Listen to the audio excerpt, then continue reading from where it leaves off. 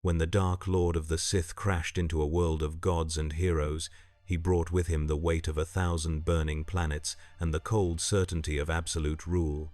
The Justice League stood as Earth's greatest protectors, champions who had turned back alien invasions and cosmic tyrants with nothing but courage and unity.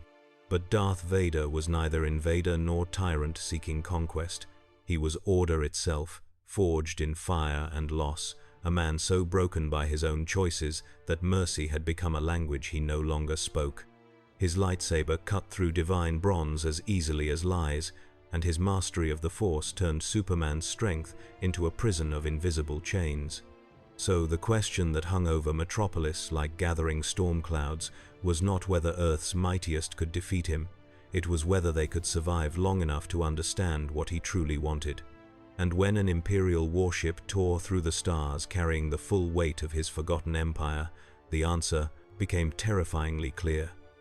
Could the Justice League stand against a darkness that had already consumed an entire galaxy? The sky above Metropolis tore open without warning or mercy. No thunder preceded it, no cosmic herald announced its coming. One moment, the afternoon hung clear and golden over the gleaming spires of humanity's proudest city, and the next a wound split the firmament, a rent in the fabric of space itself that bled violet fire and swallowed light. The distortion lasted 3 heartbeats. When it collapsed inward with a sound like reality folding upon itself, a figure descended through the smoke and shimmering air, falling toward the city below with the weight of inevitability. His silhouette was black against the sun. His breathing was the rhythm of a machine, and a broken man wed into one terrible harmony. Darth Vader, Dark Lord of the Sith, stood upon a rooftop in a world he did not know, and the Force screamed around him with voices he had never heard. He did not fall. He landed, boots striking concrete with a crack that radiated outward like the first fracture in a pane of glass. Around him the city pulsed with life, countless billions of souls humming in a chorus so dense and bright it was nearly blinding. This was not Coruscant. The architecture was wrong, the energy signatures alien, the very resonance of life twisted into forms his senses could not catalogue. Yet beneath the strangeness lay something familiar: order, structure. The same desperate illusion of peace maintained by force and fear. He straightened, his cape settling around him like the wings of some carrion bird, and turned his masked face toward the sky. Somewhere beyond the clouds he felt it, a presence vast and singular, watching him with the intensity of a predator that had just sensed an intruder in its territory. Power radiated from that distant point, raw and untempered, the strength of something that had never known true restraint. Vader's hand drifted to the Putik, lightsaber at his belt, the Force coiled around him, dark and anticipatory. This world would learn what order truly meant. High above the planet, aboard the watchtower, alarms shrieked into life with sudden violence.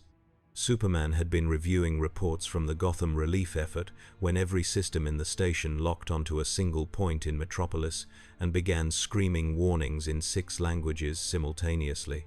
Energy readings spiked beyond any scale the sensors were designed to measure.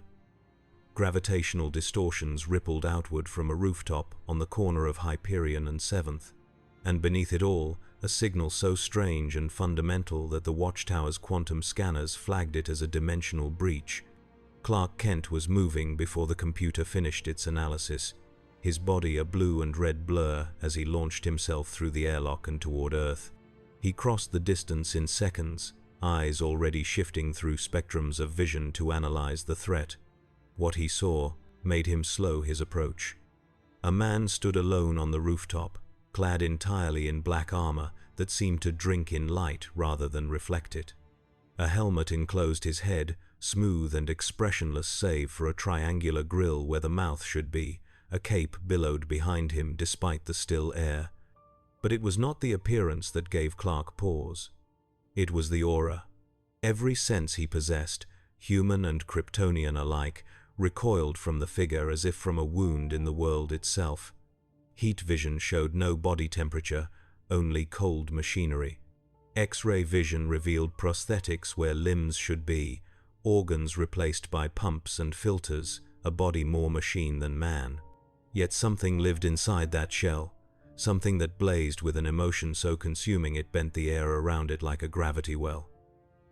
Rage, sorrow, a darkness so absolute it seemed to swallow hope itself. Superman descended slowly, landing 50 feet from the armored figure with his hands open and visible. The man did not turn, but somehow Clark knew he was being observed, measured, categorized. When the voice came, it emerged from the helmet's vocabulator with a mechanical rasp that seemed to originate from somewhere deeper than breath. "You are the dominant force here," Vader said. It was not a question. "I'm Superman," Clark replied, keeping his tone calm and non-threatening. "You've appeared in the middle of a populated city without clearance or explanation. I need you to identify yourself and explain how you got here." The helmet turned. Twin lenses fixed on Superman with an intensity that felt almost physical. For a long moment, Vader said nothing, and Clark realized he was being scanned in return, examined by senses he did not fully understand. When Vader spoke again, his voice carried the weight of absolute certainty. "Your power is biological, enhanced cellular structure, solar absorption, density manipulation. Impressive, but undisciplined." He took a single step forward. "You could have killed me from orbit. You did not. Your strength is wasted on mercy." Clark felt his jaw tighten. "Mercy isn't weakness. If you're lost or displaced, I can help you. But threatening people won't be tolerated." "Tolerated," Vader repeated, and there was something like dark amusement in the word. "You speak of tolerance as if you possess authority. You do not. You are a weapon without a master, a force without purpose. This world is chaos because beings like you operate without control." The air between them seemed to crystallize. Clark's eyes began to glow with restrained heat vision. "Last warning. Stand down." Vader raised one gloved hand. The force surged outward like an invisible tsunami, slamming into Superman with the weight of a collapsing star. Clark shot backward, his body tearing through 3 buildings before he managed to arrest his momentum. Concrete and steel rained down around him. He blinked in shock, not at the impact, which had barely registered, but at the nature of the attack.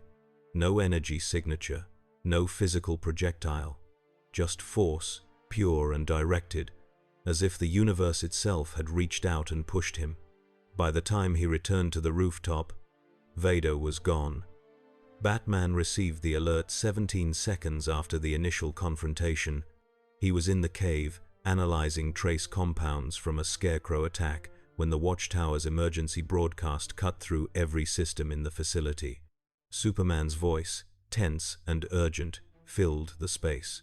"Unknown hostile in Metropolis, demonstrated telekinetic abilities capable of affecting Kryptonian physiology. Target is armored, possibly cybernetic, and displayed no readable energy signature before attack. Threat level escalating." Bruce was already moving, fingers dancing across the computer interface to pull up satellite footage of the encounter. He watched the brief exchange 3 times, enhancing and filtering each frame. The figure's body language spoke of military training and absolute confidence. The armor was advanced but not immediately recognizable, suggesting either classified military hardware or extraterrestrial origin. But it was the gesture that held Bruce's attention. The raised hand, the casual dismissal of Superman as if he were nothing more than an irritant, that spoke of either delusion or genuine power.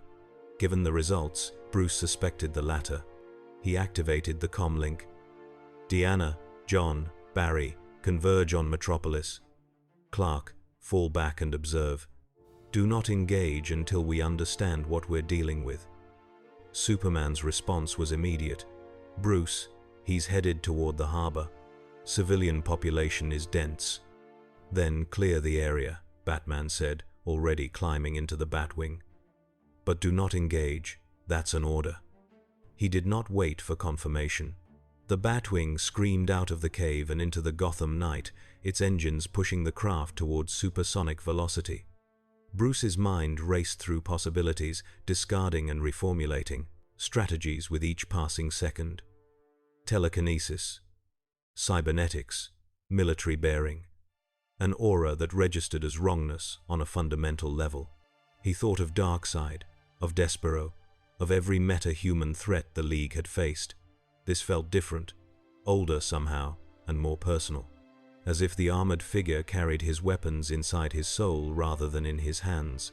The Batwing's sensors locked onto Superman's position, tracking him as he shadowed the target from 300 feet up.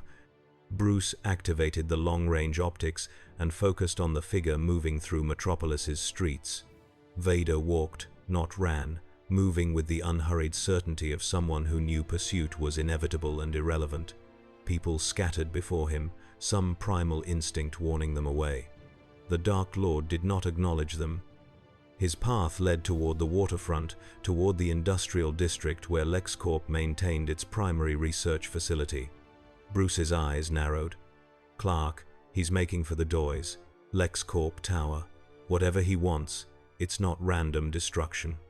But even as he spoke, Vader stopped. The Dark Lord stood in the center of an empty plaza, his helmet tilting upward toward where Superman hovered in the sky. When he spoke, his voice carried across the distance as if amplified by the air itself. Hiding does not become you, Kryptonian. If you possess power, wield it. Or accept that you are merely a servant waiting for a master. Superman's response was to descend, landing 20 feet from Vader with the kind of controlled impact that cracked pavement. I'm nobody's servant, and you're under arrest. Arrest, Vader said, and this time there was no mistaking the contempt. You understand nothing of order, nothing of necessity. Your League is a collection of vigilantes pretending at justice. I will show you what true authority demands. He moved, not with superhuman speed, but with the precision of a master duelist, his hand extending as the Force wrapped around Superman, like chains of solidified darkness. Clark felt his body lock, muscles freezing mid-motion as an invisible pressure clamped down on every cell. He strained against it, solar-charged strength pushing back against the telekinetic grip, and for a moment he felt it give. Then Vader's other hand rose, and the pressure doubled, tripled. The Force poured into Superman like poison, not crushing him but smothering the very energy that powered his cells. Clark gasped, feeling his strength ebb as if the sun itself were being eclipsed. His knees buckled, the ground rushed up to meet him.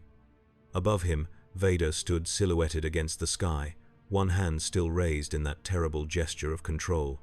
When he spoke, his voice was almost gentle. You are strong. But strength without discipline is merely noise. I will teach this world the price of chaos. The javelin screamed overhead, Wonder Woman at the controls, and Vader released Superman as he turned to face this new arrival.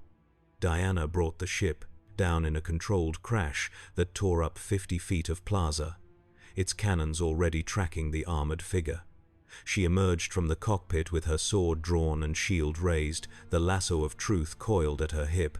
Behind her, the Flash materialized in a crackle of yellow lightning, and Martian Manhunter phased through the javelin's hull to hover above the battlefield.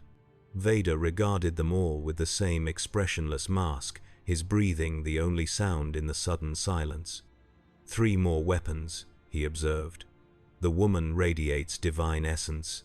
The creature is a shapeshifter, psychic. The boy is momentum incarnate, formidable, but scattered, without unity of purpose. Diana's eyes blazed. We are united by justice, by the choice to protect rather than dominate. Surrender now, or face the consequence of your arrogance. For the first time, Vader's stance shifted, weight settling into a combat posture Bruce recognized from a dozen different martial traditions. Justice, the Dark Lord said, is the word the weak use to sanctify their fear. I will show you the alternative. His lightsaber ignited.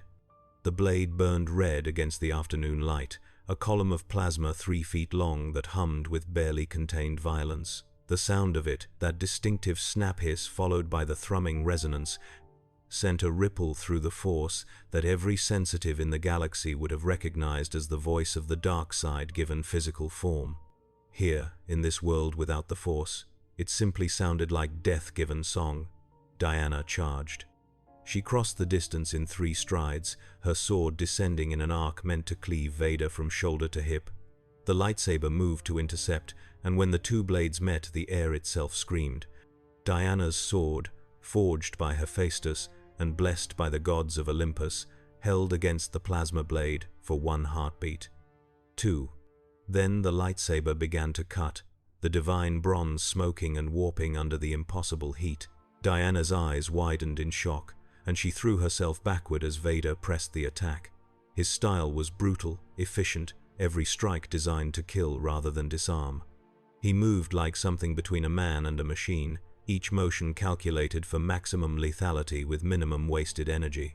The flash blurred into motion, circling the combatants at speeds that should have created a vortex. He struck, fists hammering into Vader's armor from 17 different angles in the span of a second. The impacts rang like bells. Vader did not fall. Instead, he swept his free hand in a broad gesture, and the force erupted outward in a shockwave that caught Barry mid-stride and sent him tumbling across the plaza in a tangle of limbs and disbelieving curses. Martian Manhunter struck from above, phasing through matter to reach for Vader's mind. It was a mistake. The moment his consciousness touched the Dark Lord's thoughts, John recoiled as if burned. What he found there was not a mind, but an abyss, a chasm of rage and loss so deep and consuming that simply perceiving it caused physical pain. Vader's presence in the Force was like staring into a sun made of suffering.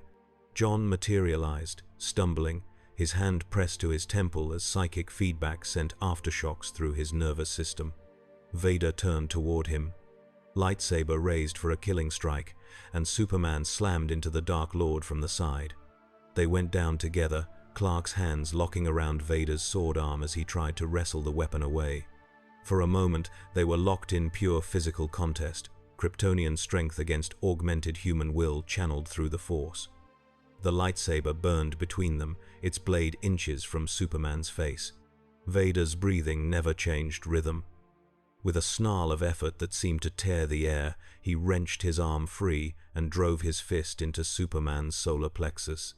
The blow was enhanced by the Force, kinetic energy magnified beyond any natural, human capacity, and Superman felt something crack. He rolled away, coughing, and Vader rose to his full height once more. "Enough," the Dark Lord said. His voice carried across the battlefield with the weight of absolute authority. "You cannot defeat me through force. You lack the will to pay the price victory demands. This is why your world drowns in disorder." Diana stood, her sword still smoking, and met his masked gaze without flinching.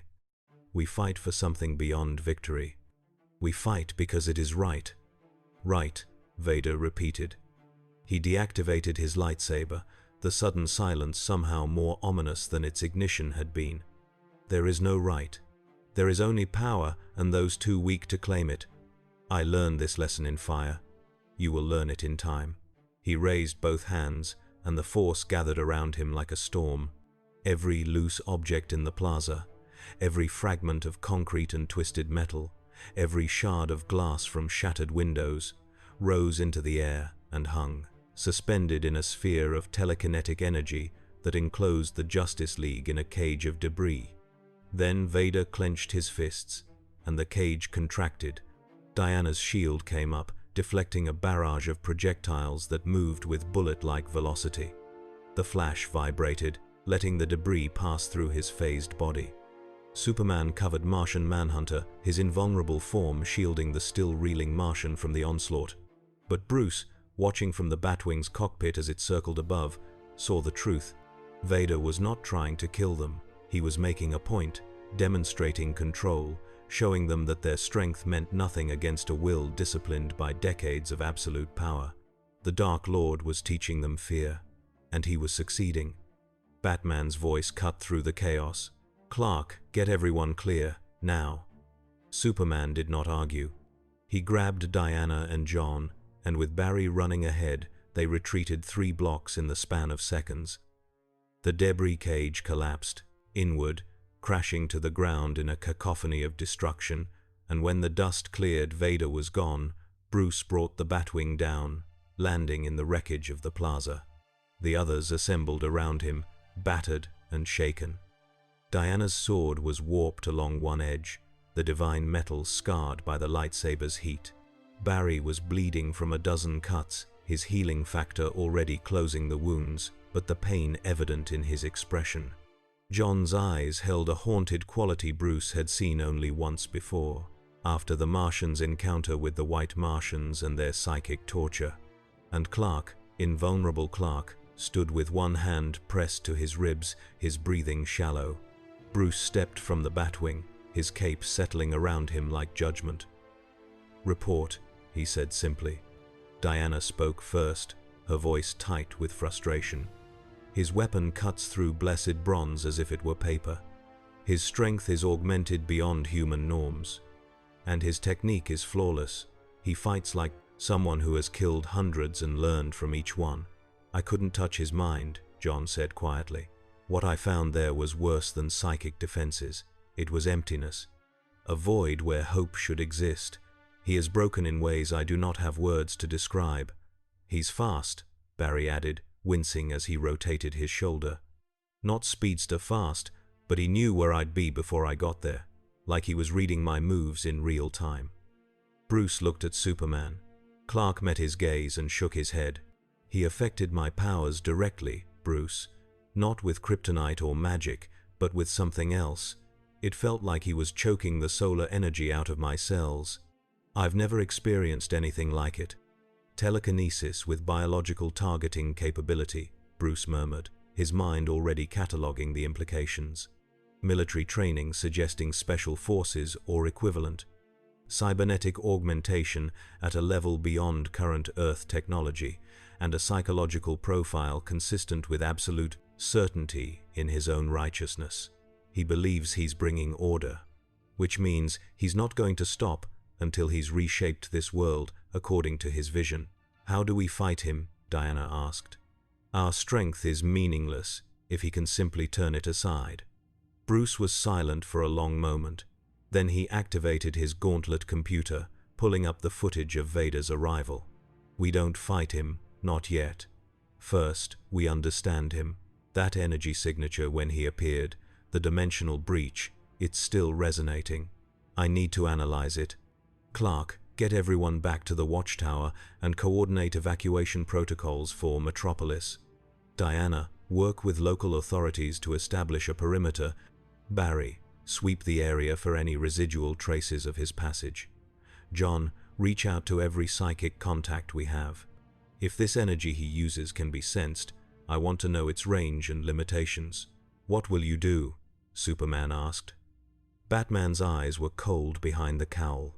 "I'm going to find out where he came from, and what he wants badly enough to declare war on the entire Justice League to get it." He returned to the Batwing, and the craft lifted into the sky as night began to fall over Metropolis. Behind him, the city buzzed with emergency responders and frightened citizens, all of them trying to understand what had just happened. But Bruce was already 3 steps ahead, his detective's mind racing through the evidence. The cybernetics, the weapon, the power, and that voice, mechanical and cold but carrying an undercurrent of barely controlled rage. This was not a conqueror. This was someone who had lost everything and found purpose in control. Someone who had been broken and remade into a weapon. Someone, Bruce realized with a chill, that had nothing to do with the evening air, very much like himself if he had ever stopped caring about the cost. Vader was not their enemy. Vader was their warning. And if they did not find a way to reach whatever humanity still existed inside that armor, he would burn this world to ash in his quest for order. Vader stood in the ruins of the LexCorp facility, his breathing the only sound in the shattered laboratory. The building had been evacuated within minutes of his approach, the guards and researchers fleeing before him like prey before a predator. Good, he had no interest in meaningless slaughter. His purpose here was specific. Around him, workstations and experimental equipment lay scattered, their contents exposed. He moved through the wreckage with the measured gait of a man conducting an inspection, his sensors analyzing every device and data fragment. This world's technology was primitive compared to Imperial standards, but it showed promise. crude fusion reactors, genetic manipulation techniques, energy projection systems that mimicked blaster technology through less efficient means, and there, in the secured vault at the laboratory's heart, what he had sensed from across the city, a source of pure energy, concentrated and weaponizable. He raised his hand, and the vault door tore free of its reinforced hinges, the durasteel equivalent crumpling like foil under the force's pressure. Inside, suspended in a crystalline matrix, hung a fragment of what the facility's records called a mother box. Vader did not know the term, but he recognized the energy signature. Not the Force, but something adjacent to it, something that bent reality through will and consciousness. He reached out, and the fragment drifted into his palm. The moment his gauntleted fingers closed around it, the mother box pulsed. A sound like electronic birdsong filled the air, and Vader felt the device attempting to interface with his cybernetics. He allowed it for 3 seconds, long enough to sample the data stream, then crushed his fist. The crystal housing shattered, the energy within flickered and died, but not before Vader had tasted its purpose. A communication device, a portal generator, a tool created by beings who called themselves gods and used it to enforce their will across dimensions. The parallels to the Empire were unmistakable. These new gods, whoever they were, would be a threat, but they were not his immediate concern. He released the crushed fragments and turned his attention to the next objective. From the laboratory's records, accessed through a terminal he had torn open like a mechanical corpse, he had learned of this world's power structures, governments, corporations, meta-human organizations, and above them all, the Justice League, a coalition of the powerful pretending to serve the powerless. It was a lie, of course. Power always served itself in the end.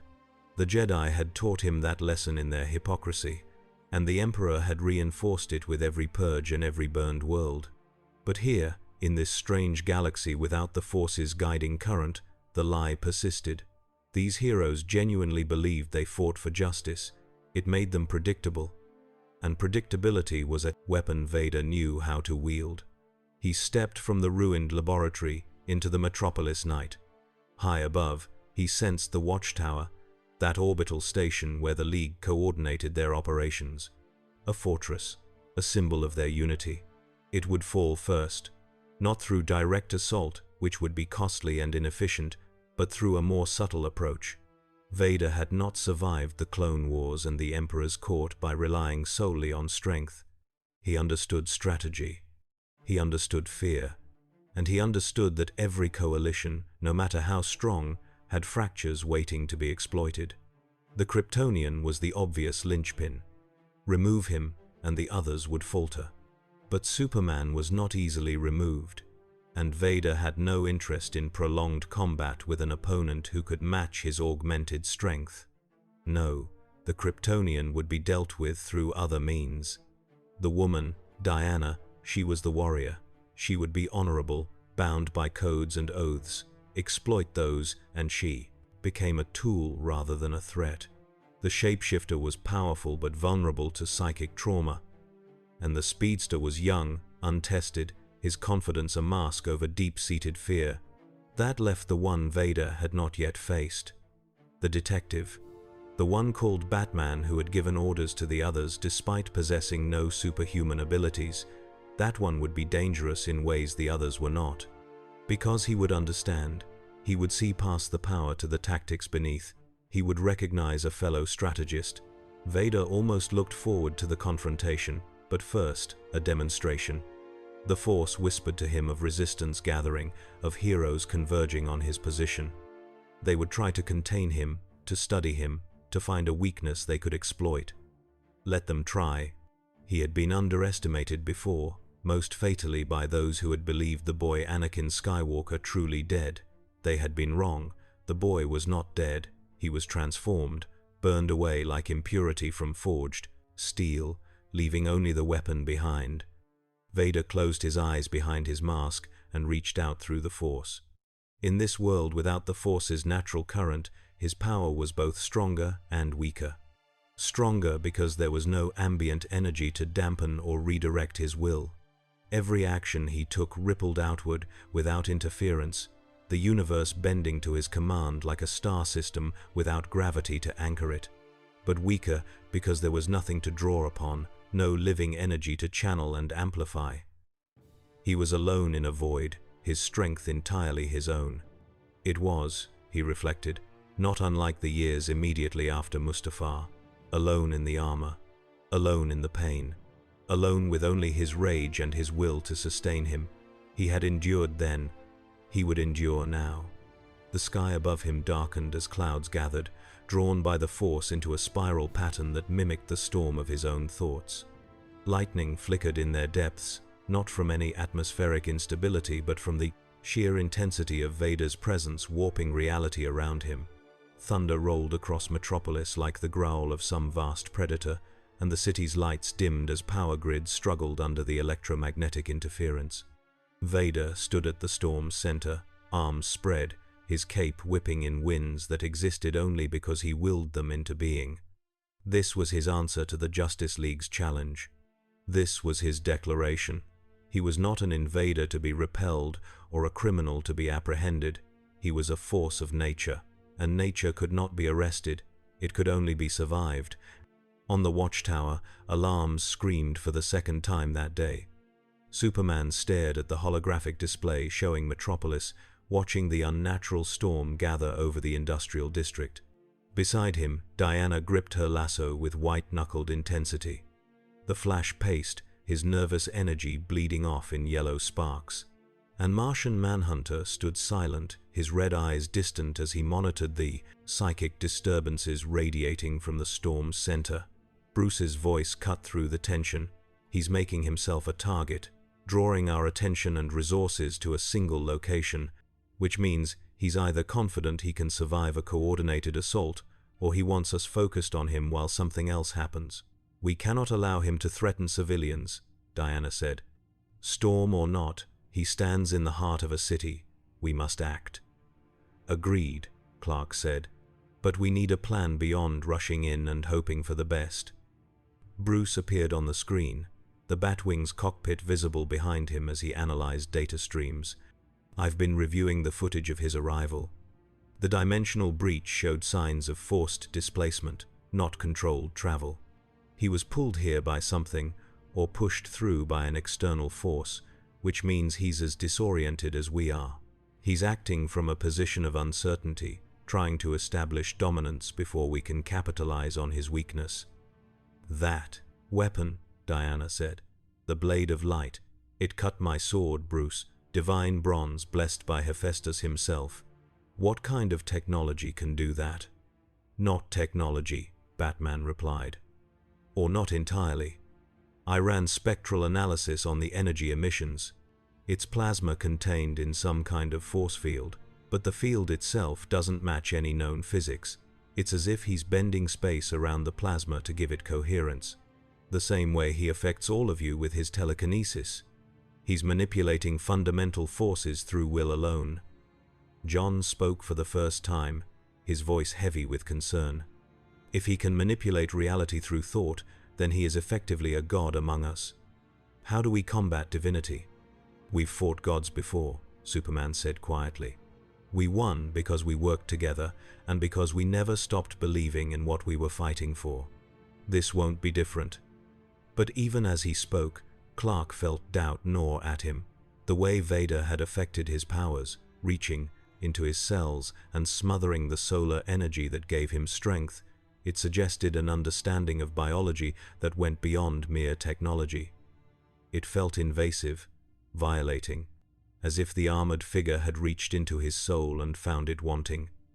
And the worst part, the part Clark did not want to admit even to himself, was that Vader's words had resonated. Your strength is wasted on mercy. How many times had Clark held back, terrified of what he might do if he ever stopped caring about the consequences? How many battles had he almost lost because he refused to take the final step? Vader had no such hesitation. Vader was what Superman might become if he ever decided mercy was weakness. The thought was more terrifying than any blow the Dark Lord had landed. Below them, the storm intensified. Winds reached hurricane force, tearing at buildings and sending debris spiraling into the air. And at its center, Vader began to rise. He did not fly as Superman flew. Through biological manipulation of gravitational forces, he simply ascended, pulled upward by the force as if reality itself were lifting him toward the heavens. Higher and higher he climbed, until he hung suspended 300 feet above the city, his silhouette stark against the lightning-torn clouds. Then he raised his hands, and the storm obeyed. Lightning lanced downward, but not randomly. Each bolt struck with surgical precision, hitting the empty plazas and parks Vader had already cleared with his reputation. No casualties, no collateral damage. Just power, vast and terrible, demonstrating that he could have killed thousands and chose instead to show restraint. It was a message: submit and live, resist and face annihilation. The Justice League heard it, and they prepared to give their answer. Batman reached the storm's edge in the Batwing, the craft's systems straining against the electromagnetic interference. He brought it down on a rooftop 2 blocks from Vader's position and emerged into the howling wind. The cowl's sensors filtered out the worst of the environmental chaos, letting him focus on the target. Vader hung in the air like some dark angel, his breathing audible even over the storm's fury. Bruce activated the suit's external speakers.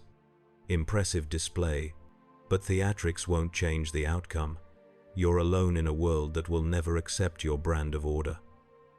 The masked face turned toward him, and Bruce felt the weight of that gaze even at this distance. When Vader spoke, his voice carried on the wind as if the air itself were his ally. You are the detective, the one without power who commands those who possess it.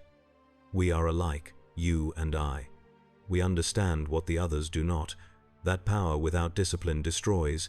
That freedom without constraint breeds chaos. You know this truth. I see it in your methods. We're nothing alike. Batman growled.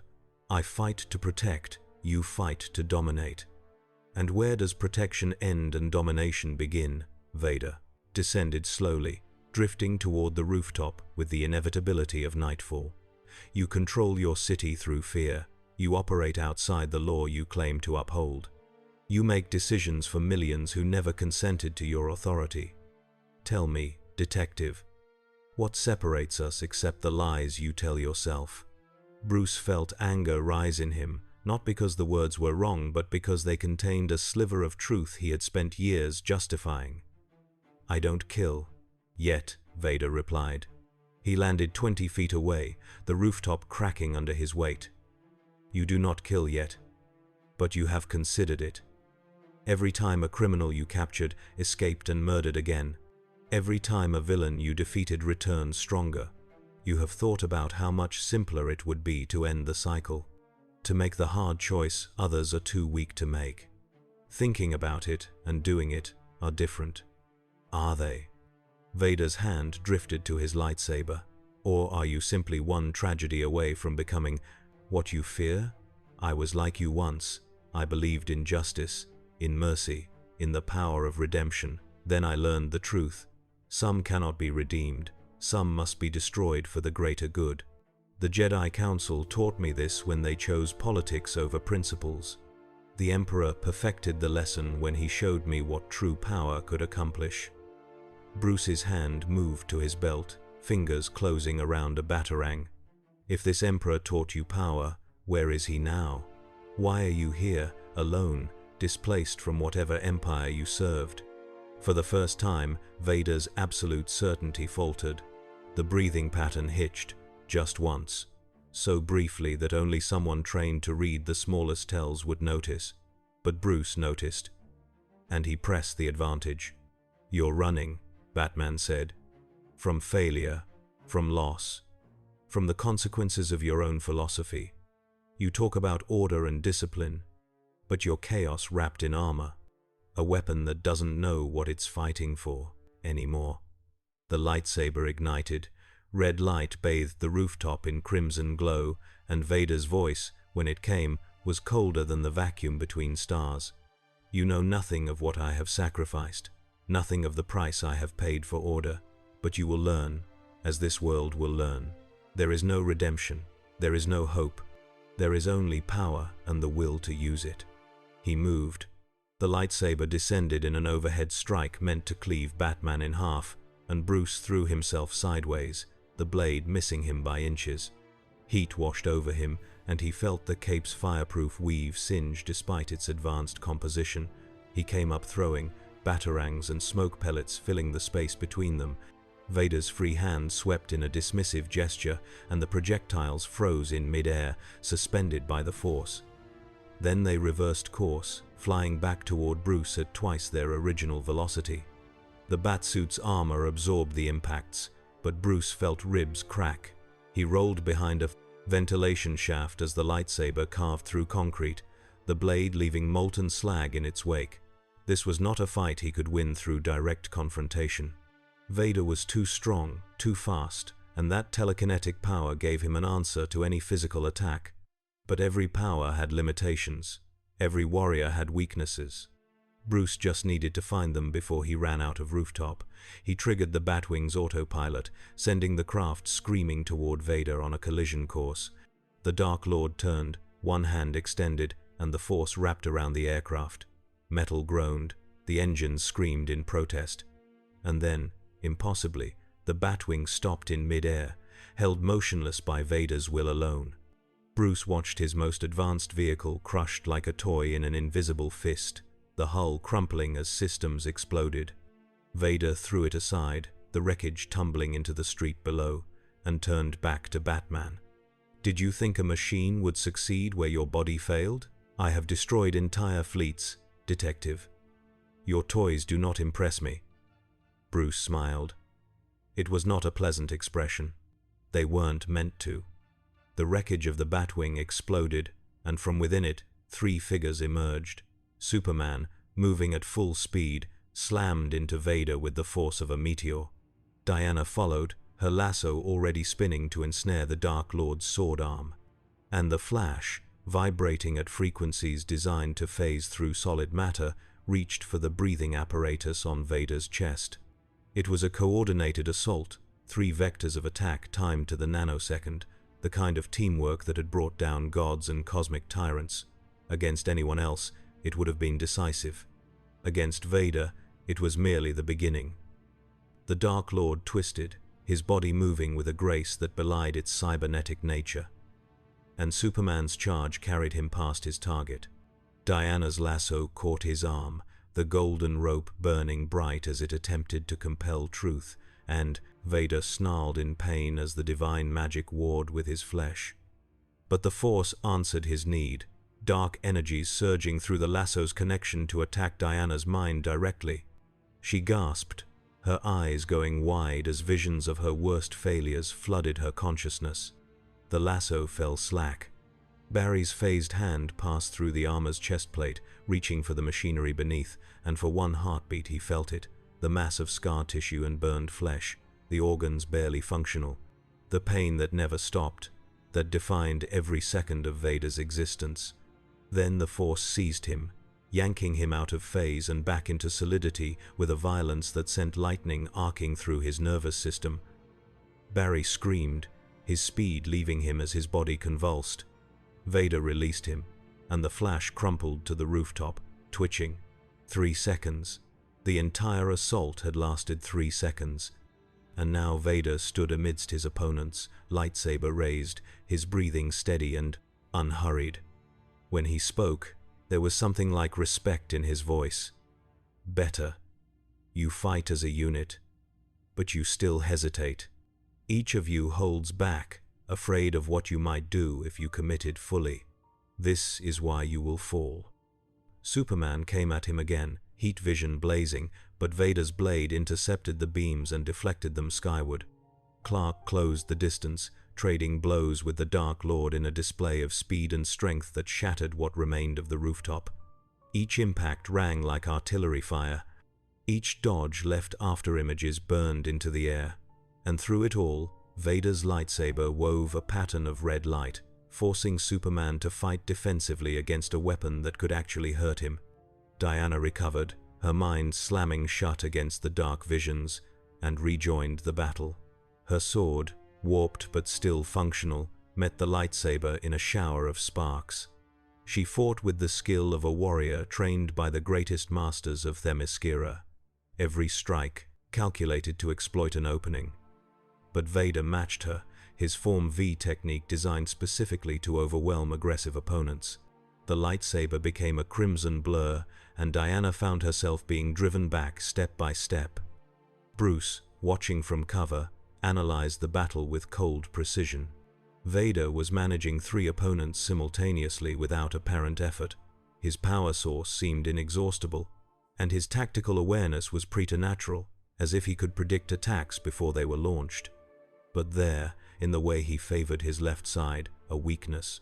And there, in the rhythm of his breathing, a pattern that suggested the machinery controlling his respiration had limitations. Vulnerabilities, small ones, but present. Bruce activated his comm.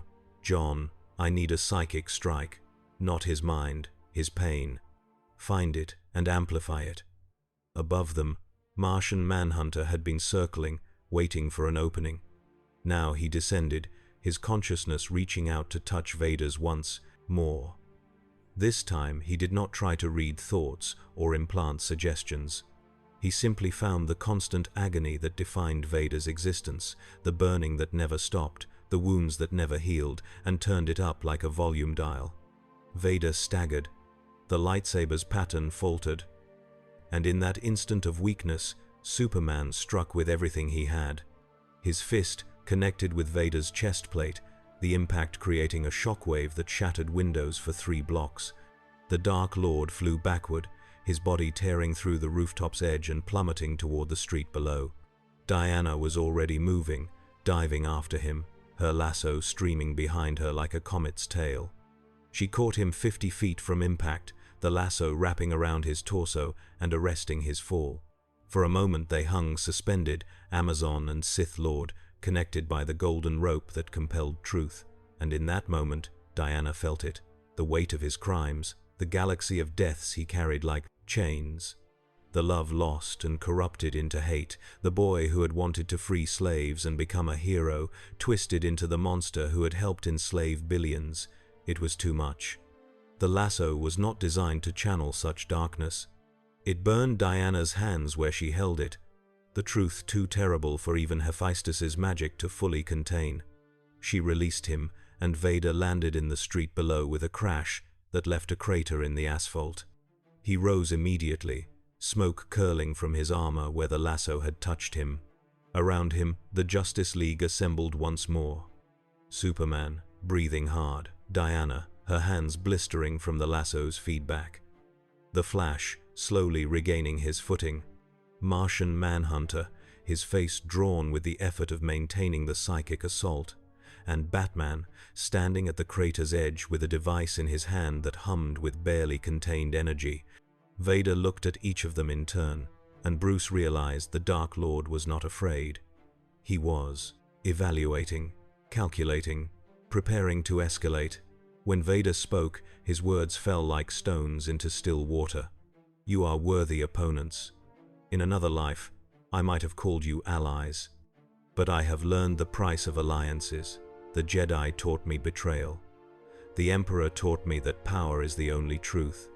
And Padme taught me that love is the greatest weakness of all." Padme, Diana repeated softly. Who was she? For 3 heartbeats, Vader said nothing. Then, so quietly it was almost lost beneath the sound of his respirator, he replied, "She was everything, and I destroyed her." The admission hung in the air like smoke. Superman took a step forward, his voice gentle.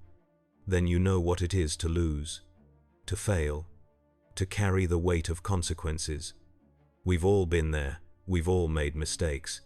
But we don't let those mistakes define us. We choose to be better, to save the next person, to stop the next disaster. That choice is what makes us heroes." "Heroes?" Vader said, and the Vader word was like ash in his mouth. "There are no heroes, only survivors and the dead. I survived, she died, and the galaxy burned. There is no redemption from that. No atonement sufficient to balance the scale. There is only purpose. And my purpose is order. Order built on suffering is tyranny, Diana said. And tyranny always falls. Then let it fall, Vader replied. But not today, not by your hand. He raised both hands, and the force erupted from him like a dying star going nova. The shockwave caught the Justice League unprepared, scattering them like leaves before a hurricane. Buildings shook, the street buckled, and in the chaos, Vader moved. Not toward his opponents but away, his body lifting into the storm-torn sky as lightning wreathed him in electric fury. Superman recovered first and gave chase, but Vader was already accelerating, his silhouette vanishing into the clouds. By the time the Justice League regrouped, the Dark Lord was gone. The storm dissipated, leaving only destruction and unanswered questions in its wake. Bruce stood in the crater Vader had left, his mind racing. They had hurt him. The psychic assault had worked, if only for a moment, which meant he could be beaten, but the cost of victory would be high, perhaps higher than any of them were willing to pay. Because Vader was not simply strong, he was broken in ways that made him dangerous. A man with nothing left to lose and a galaxy of rage to fuel him. As the others discussed pursuit strategies and containment protocols, Bruce looked up at the clearing sky and felt a chill that had nothing to do with the evening air. Vader had called them worthy opponents. Not enemies, opponents. As if this were a game to him, a test to see if this world could provide what his own galaxy had failed to offer. Challenge, purpose, an adversary worthy of his full attention, and Bruce realized with cold certainty that they had just given it to him. The Watchtower's meeting room was silent, save for the hum of life support systems. The Justice League sat around the conference table, each member bearing the marks of their confrontation. Diana's hands were wrapped in regenerative bandages, the burns from the lasso already healing but still painful. Barry's nervous system was recovering, but he moved carefully, phantom pains still firing through his synapses. John sat with his eyes closed, meditating to repair the psychic damage from touching Vader's mind. And Clark simply stared at his hands, flexing fingers that had struck with planetary force and barely moved their target.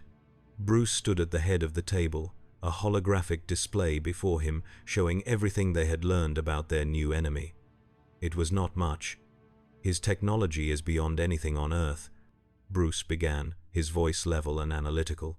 The armor is a self-contained life support system maintaining a body that by all medical standards should be dead. The weapon, which he calls a lightsaber, uses plasma contained by a force field that violates known physics. And his primary ability, the telekinesis, is not mutant power or magic. It's something else entirely. The Force, John said quietly. That is what he calls it. I sensed the term in the fragments of thought I could perceive. He believes in it the way a zealot believes in God. It is not simply power to him, it is truth, the fundamental structure of reality. Bruce nodded, which gives us a psychological profile. He's a true believer, someone who has built his entire identity around a philosophy of absolute order. The fact that he was displaced from his own reality has not shaken that belief. If anything, it has reinforced it. He sees this world as another manifestation of the chaos he spent his life fighting. He mentioned an emperor, Superman said, and Jedi, and betrayal. There's a history there, Bruce, a story that led him to this point. If we understood it, we might find a way to reach him. Diana shook her head. You heard him speak of redemption, Clark. He does not believe in it. Whatever he was before, that person is dead, buried under years of violence and pain. The lasso showed me his truth, and it was absolute. He has killed thousands, tens of thousands, perhaps more, and he carries no guilt for it. Then we treat him as a threat, Barry said. We find him, and we stop him. Together, we're strong enough. Are we? Bruce's question cut through the room's false confidence. He handled 4 of us simultaneously and walked away. His power has no apparent limit. His knowledge of combat surpasses any warrior we've faced, and his technology gives him tools we can't easily counter. Even if we could defeat him, the cost would be catastrophic. "So what do you propose?" Clark asked. "We let him impose his order on Earth? Watch him become another Darkseid?" "No," Bruce said firmly. "We find his weakness. Everything has one. That psychic attack worked, if only for a moment. His breathing apparatus is essential, making it a target. And his armor, advanced as it is, showed stress fractures under your full-strength blow, Clark. He can be hurt, he can be stopped. But we need to be smarter about how we engage." The computer behind Bruce chirped, and a new display appeared. Security footage from 20 locations across Metropolis, each showing Vader at different points during his rampage. Bruce brought up the earliest image, the one from LexCorp. He went there specifically. Not random destruction, but a targeted theft. He took data and a fragment of what Lex had been studying, a piece of new Genesis technology. Bruce paused, letting that sink in. He's not here by accident. He's looking for something. "A way home?" Diana suggested. "Possibly. Or a way to bring his empire here." Bruce pulled up another image, this one showing Vader standing alone on a rooftop, his masked face tilted toward the sky. "But there's something else. Look at his body language. He's searching, reaching out with whatever sense allows him to use his power. He's lost, trying to orient himself in a universe that operates by different rules." John opened his eyes.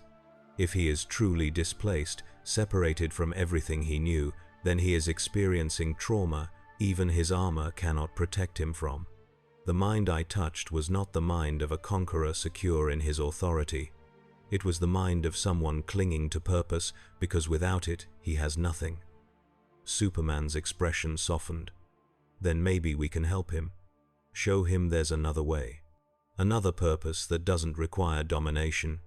Or maybe," Bruce countered, "we're projecting, seeing what we want to see because the alternative is a threat we're not equipped to handle. He's not a villain to be redeemed, Clark.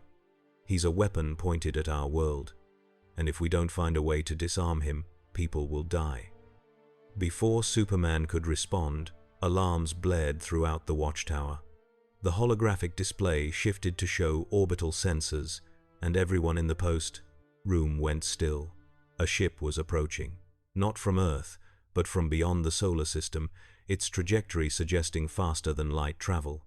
The vessel was massive, easily a mile long, its hull bristling with weapons and armor that suggested military purpose, and its design was wrong. Not alien in the way they had encountered before, not organic or crystalline or energy-based. This was technology, advanced technology, human-designed but evolved beyond anything Earth had produced. The ship's silhouette was unmistakable, a dagger, a blade pointed at the heart of the world, and on its hull, barely visible at this distance but clear in the enhanced footage, was a symbol, an Imperial crest, Vader's symbol.